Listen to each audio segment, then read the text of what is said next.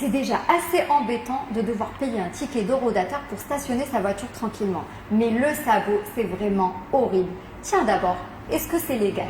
Eh bien en fait, non. Le principe même qu'une société gestionnaire de parking pose un sabot pour immobiliser un véhicule et lui inflige une amende pour le retirer, c'est totalement illégal.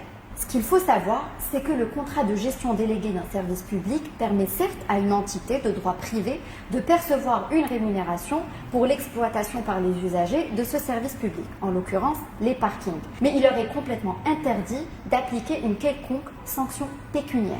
Ça reste une prérogative des pouvoirs publics et dans le cas des parkings, seule la police administrative peut y procéder. Et du coup, depuis 2009, une jurisprudence constante s'est prononcée en faveur des automobilistes qui ont attaqué les sociétés qui ont immobilisé leurs véhicules au moyen d'un sabot. Et ces sociétés ont dû non seulement leur rembourser le montant de l'amende, mais en plus, elles ont dû leur donner des dommages et intérêts assez importants. Et de deux, même la Cour des comptes, dans son dernier rapport annuel, a précisé et a confirmé l'illégalité de cette pratique en disant que ce type d'amende n'est prévu ni dans le Code de la route, ni dans les textes régissant les impôts locaux, ni même dans le Code pénal.